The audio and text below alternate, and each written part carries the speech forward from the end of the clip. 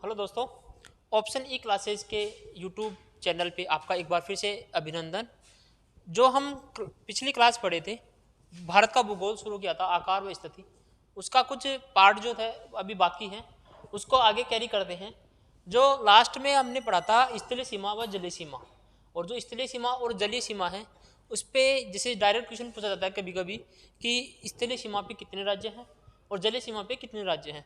तो हम दोनों चीज़ें देख लेते हैं। एक तरफ जैसे स्थलीय सीमा देख लेते हैं, तो स्थलीय सीमा जो है उस पर कितने राज्य हैं। तो स्थलीय सीमा पे देखा जाए तो 14 राज्य हैं, सॉरी स्थलीय सीमा पे 16 राज्य हैं।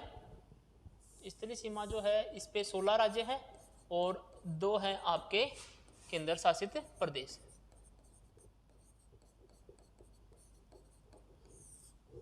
तो 16 राज्य हो गए और 2 केंद्र शासित प्रदेश। 2 केंद्र शासित प्रदेश कौन से हैं, तो उनमें देखोगे तो जैसे यहाँ पे जम्मू एंड कश्मीर है और लद्दाख है, ये 2 केंद्र शासित प्रदेश हैं। और राज्य की बात करोगे तो यहाँ पे जैसे गुजरात है, राजस्थान है 2 नंबर पे, 3 पे पंजाब, 4 पे हिमाचल, उत्तराखंड 5 पे, 6 पे उत्तर प्रदेश, 7 पे बिहार, यहाँ पे पश्चिम बंगाल 8 पे, और जैसे सिक्किम हो गया 9 पे, और 10 नंबर असम, मेघालय, अरुणाचल प्रदेश, नागालैंड, मणिपुर, मिजोरम, और ये आ जाता है आपका त्रिपुरा। त्रिपुरा जो है बांग्लादेश से 3 ओर से घिरा हुआ है। तो ये 16 राज्य हैं और 2 केंद्र शासित प्रदेश हैं। ये तो है स्थलीय सीमा पे। अब देख लेते हैं जलीय सीमा पे कौन से हैं। तो जलीय सीमा जो है वो यहाँ पे जलीय सीमा पे 9 राज्य हैं और 4 केंद्र शासित प्रदेश। तो 9 राज्य कौन कौन से हैं वो देख लेते हैं। तो जो जलीय सीमा है और जो जलीय सीमा है इस पे कितने राज्य हैं, तो 9 राज्य। कभी कभी क्वेश्चन किसी भी प्रकार का पूछा जा सकता है कि क्वेश्चन ये पूछा जा सकता है कि पश्चिमी तट पे कितने राज्य हैं और पूर्वी तट पे कितने राज्य हैं। तो पूर्वी तट पे देखोगे तो 4 राज्य हैं और पश्चिमी तट पे देखोगे तो 5 राज्य हैं। ऐसे मिला के कुल 9 राज्य हैं, जिसमें जैसे गुजरात है, यहाँ पे महाराष्ट्र है, गोवा है, कर्नाटक है और केरल है। तो 5 राज्य तो पश्चिमी घाट की तरफ हो गए और 4 राज्य जो हैं पूर्वी घाट की तरफ, जिनमें पश्चिम बंगाल, उड़ीसा, आंध्र प्रदेश और तमिलनाडु। तो कुल मिला के 9 राज्य हो गए और 4 केंद्र शासित प्रदेश। केंद्र शासित प्रदेश ऐसे मिला के यहाँ पे स्थलीय सीमा और जलीय सीमा पे दोनों अगर पूछा जाए कि बाहरी भारत के बाहरी भाग पे कितने राज्य हैं, तो आपने देखा ये 16 राज्य ये हैं और 9 राज्य ये। ऐसे ही मिलाकर के आप देखोगे तो टोटल संख्या होगी 25, लेकिन 25 नहीं है। टोटल कितना पूछा जाए तो देखो गुजरात को आपने 2 जगह गिन लिया, स्थलीय सीमा में भी गिन लिया और यहाँ पे जलीय सीमा में भी। तो इसकी एक काउंटिंग कम कर दो तो यहाँ पे 24 हो गए। और यहाँ पे पश्चिम बंगाल जो है, पश्चिम बंगाल इसको भी आपने 2 बार काउंट कर लिया, क्योंकि ये स्थलीय सीमा बनाता है और जलीय सीमा भी बनाता है। तो यहाँ पे एक काउंटिंग ये कम कर दो। तो कुल मिला के जलीय सीमा और स्थलीय सीमा पे कितने राज्य हैं, तो आपका उत्तर हो जाएगा 23। और टोटल राज्य है 28। तो इनमें कितने राज्य बच गए जो ना स्थलीय सीमा बनाते हैं ना जलीय सीमा बनाते हैं, तो वो राज्य बच गए आपके पास 5। और उन राज्यों को क्या कहते हैं, अंतर्वर्ती राज्य। और अंतर्वर्ती राज्य कौन कौन से हैं वो देख लेते हैं। तो अंतर्वर्ती राज्यों की संख्या कितनी है, तो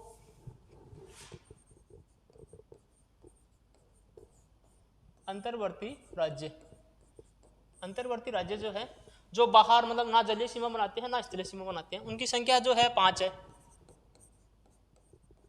और 5 राज्य कौन कौन से हैं, तो देखो यहाँ पे हरियाणा है, यहाँ पे मध्य प्रदेश है, ये छत्तीसगढ़, ये झारखंड और एक ये तेलंगाना। तो 5 राज्य हैं अंतर्वर्ती राज्य जो सीमा बनाते हैं।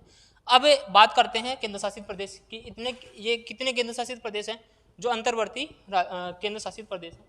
तो आपने देखा कि 2 तो स्थलीय सीमा पे है, 4 जलीय सीमा पे, तो 6 हो गए। और 6 के बाद में कितने केंद्र शासित बचते हैं, तो 2, क्योंकि फिलहाल वर्तमान में केंद्र शासित प्रदेशों की संख्या कितनी है, तो वो है 8।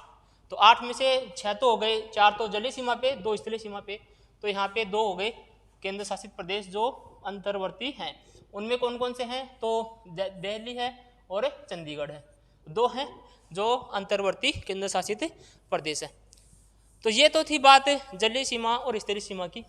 कल जो हमने पढ़े थे मतलब जो पिछली क्लास में जो हमने पढ़ा था कि यहाँ पे नेपाल जो है भारत के साथ में कितनी सीमा बनाता है, तो उसका उत्तर है 1751 किलोमीटर। अगर म्यांमार के साथ में पूछे तो 1643 किलोमीटर।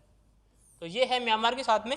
उनमें जैसे हमने देखा था कि 15,200 किलोमीटर बनाती है, लेकिन नवीन स्रोत के अनुसार 15,106 किलोमीटर है। तो उनके अनुसार अगर देखें तो यहाँ पे म्यांमार की सीमा जो है वो 1643 है और नेपाल के साथ में कितनी है 1751। जो पिछली क्लास में थोड़ा सा मिस्टेक हो गई थी, उसको चेक आप देख लेना एक बार, है ना। तो इसके बाद में ये तो हो गए अंतर्वर्ती राज्य और जलीय सीमा बनाने वाले, स्थलीय सीमा बनाने वाले। लेकिन कभी कभी क्वेश्चन इस तरीके से पूछ लिया जाता है कि ऐसा कौन सा राज्य है जो भारत के ही राज्यों के साथ में सबसे अधिक सीमा बनाता है, मतलब संख्यात्मक रूप से।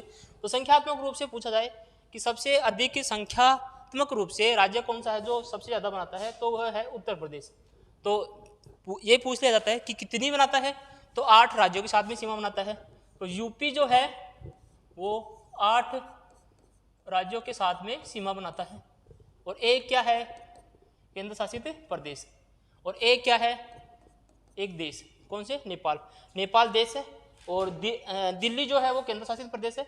बाकी 8 राज्य हैं। अब 8 राज्य देखते हैं कौन कौन से हैं, क्योंकि क्वेश्चन इस तरीके से भी पूछा जाता है कि मतलब कौन सा राज्य उत्तर प्रदेश के साथ में सीमा नहीं बनाता।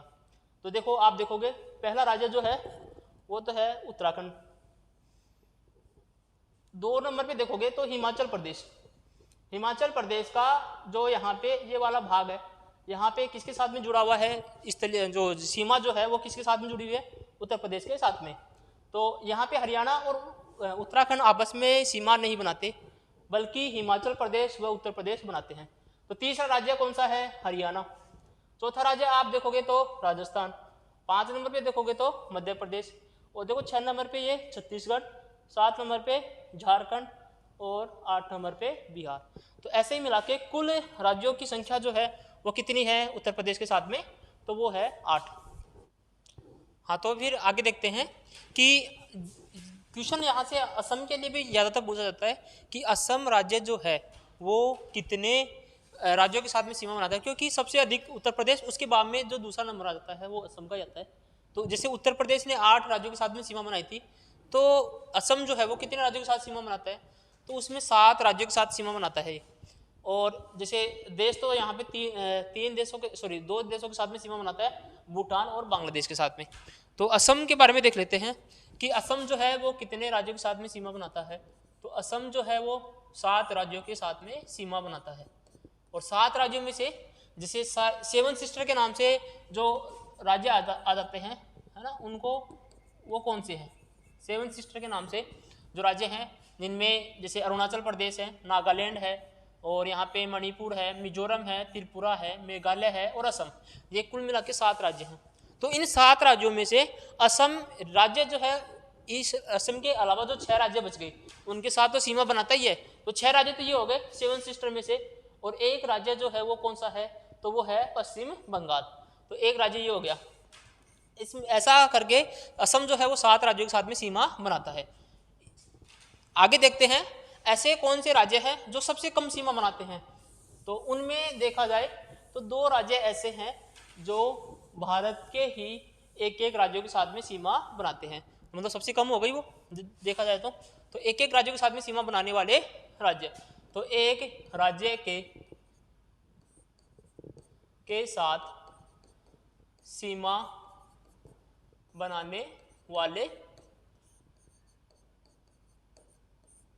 राज्य, और उनमें जो है संख्या वो कितनी है, 2 है। तो 2 में देख लेते हैं कौन कौन सी है। तो पहले नंबर पे आ जाती है, जैसे यहाँ पे देख लेते हैं, पहले नंबर पे आ जाता है आपका सिक्किम।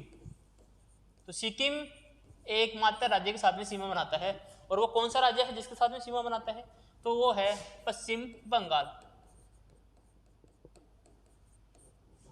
तो दूसरा राज्य कौन सा है, वो भी एक ही राज्य के साथ में सीमा बनाता है। तो दूसरा राज्य है आपका मेघालय।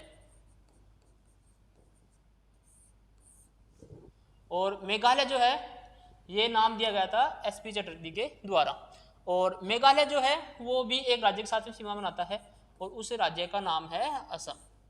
तो यहाँ पे दो राज्य ऐसे हैं जो मात्र एक राज्य के साथ सीमा बनाते हैं, सिक्किम और मेघालय। तो ये भी हो गया। इसके आगे देखते हैं कि ज़्यादातर क्वेश्चन जैसे पूछा जाता है अंतर्वर्ती राज्य भी हो गए, जलीय राज्य भी हो गए, जलीय सीमा बनाने वाले। इसके बाद में जैसे राज्यों का क्रम पूछा जाता है कि राज्यों का क्रम बताइए क्षेत्रफल की दृष्टि से।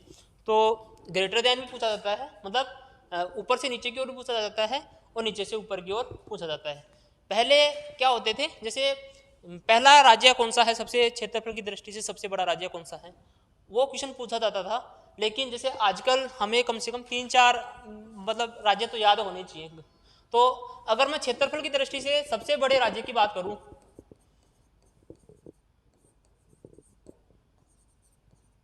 दृष्टि से सबसे बड़ा राज्य, देखो सबसे बड़े राज्य की बात करूंगा तो सबसे बड़े की बात है तो बड़ा का जो साइन आता है वो ग्रेटर देन का आता है। याद रखना ग्रेटर देन से ज्योग्राफी ज़्यादा समझ में आती है मैप की सहायता से। मैप हमेशा आपके पास में होना चाहिए। तो ग्रेटर देन का साइन अगर मैं लगाऊं यहाँ पे तो राजस्थान, मध्य प्रदेश और महाराष्ट्र 3 राज्य ऐसे हैं जिनका क्रम इसी तरीके से है कि पहले नंबर पे कौन सा है तो वो हो गया राजस्थान, 2 नंबर पे कौन सा हो गया तो वो हो गया मध्य प्रदेश, 3 नंबर पे कौन सा हो गया तो वो आ गया महाराष्ट्र, और चौथा नंबर जो है इनके अलावा जो जनसंख्या में सबसे अधिक है वो है उत्तर प्रदेश। तो चौथे नंबर पे आ गया क्षेत्रफल की दृष्टि से उत्तर प्रदेश।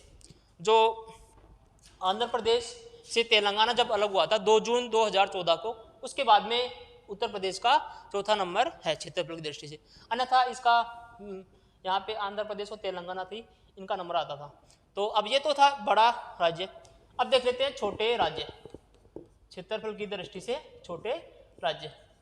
और छोटे राज्य इनका क्रम अगर आपको याद रखना है तो जीएसटी याद रखना, जीएसटी याद रखना। और जीएसटी में जैसे पहला जो सबसे छोटा है वो है गोवा, जी से क्या हो गया गोवा। 2 नंबर पे जो है वो क्या है एस से सिक्किम, दूसरा क्या हो गया सिक्किम, और तीसरा जो है वो कौन सा हो गया त्रिपुरा। तो ऐसे मिला के ये 3 राज्य हैं जो सबसे छोटे हैं। तो इनमें सबसे छोटा अगर पूछा जाए तो गोवा है, दूसरा नंबर पूछा जाए सबसे छोटे में तो सिक्किम, और तीसरा अगर पूछा जाए तो त्रिपुरा। ऐसे मिला के ये 3 राज्य हैं जो सबसे छोटे हैं। अब क्वेश्चन ये तो राज्यों की बात हो गई। अब देख लेते हैं केंद्र शासित प्रदेश कि सबसे बड़ा केंद्र शासित प्रदेश कौन सा है। तो देखो अब वर्तमान स्थिति में देखें तो सबसे बड़ा केंद्र शासित प्रदेश है लद्दाख। पहले जब जम्मू एंड कश्मीर एक राज्य हुआ करता था तो उस समय अंडमान और निकोबार सबसे बड़ा केंद्र शासित प्रदेश हुआ करता था। लेकिन वर्तमान में सबसे बड़ा केंद्र शासित प्रदेश अगर देखें तो वो है लद्दाख पहले नंबर पे। और सबसे छोटा अगर पूछा जाए तो कौन सा है लक्षद्वीप। तो ये है केंद्र शासित प्रदेश का क्रम कि सबसे छोटे और सबसे बड़ा कौन सा है। अगर जैसे भारत का ये मानचित्र दिख रहा है आपको, तो अगर ये पूछा जाए कि भारत का मानचित्र सर्वप्रथम मानचित्र किसने बनाया, तो भारत का सर्वप्रथम मानचित्र जो बनाया था वो बनाया था एनविले ने। भारत का सबसे पहला मानचित्र बनाने वाले जो वैज्ञानिक थे या फिर जिन्हें अपन भूगोलवेता कह सकते हैं वो थे एनविले। तो उन्होंने भारत का सबसे पहला मानचित्र बनाया था। अब देखते हैं कि जो जलीय सीमा है इस पे जो देश हैं वो कौन कौन से हैं, कि जलीय सीमा पे कौन कौन से देश सीमा बनाते हैं और वो उनका नाम क्या है, तो वो देख लेते हैं। तो आप अगर देखोगे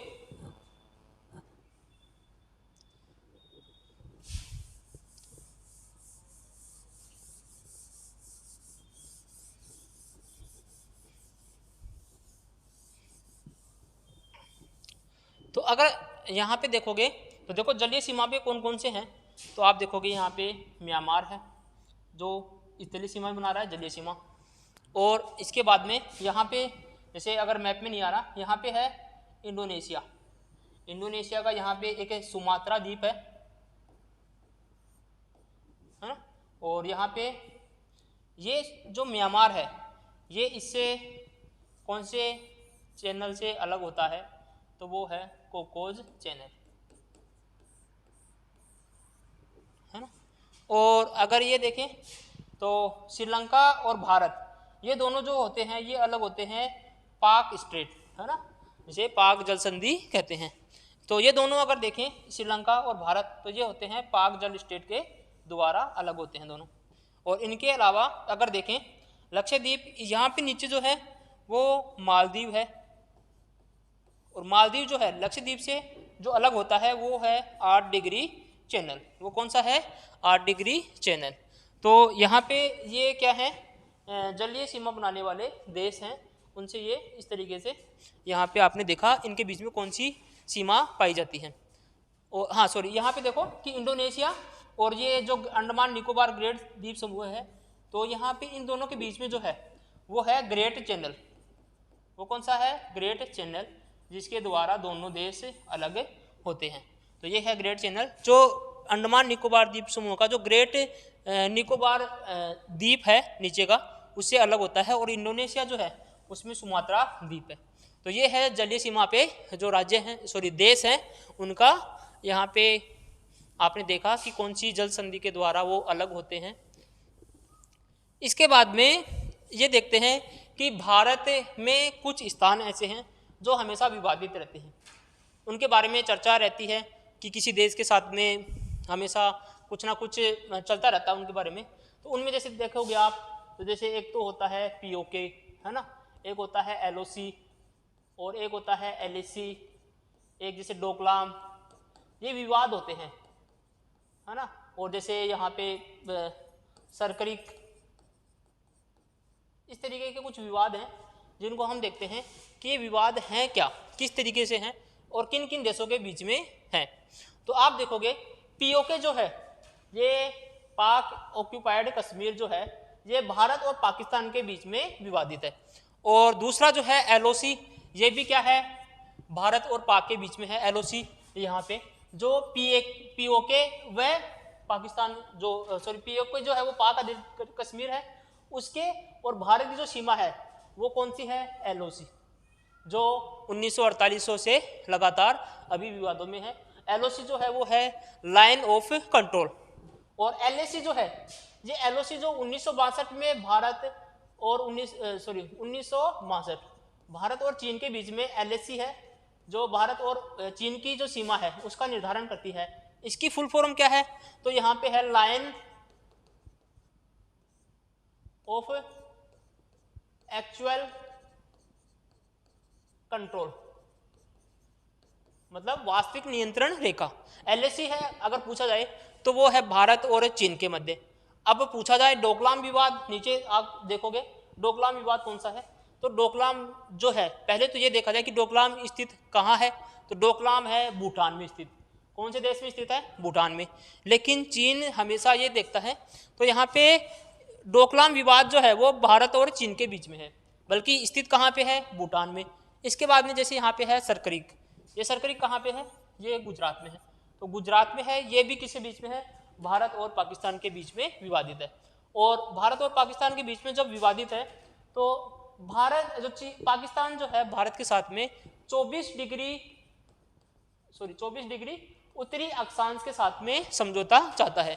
इस सरकरिक को लेकर के पाकिस्तान जो है भारत के साथ में 24 डिग्री नॉर्थ मतलब ये सीमा चाहता है। और ये थे आपके जो भारत और अन्य देश जो हैं उनके साथ में जो विवादित क्षेत्र हैं उनके जानकारी। तो LAC तो हो गई भारत और चीन के बीच में, LOC जो हो गई भारत और पाकिस्तान के बीच में।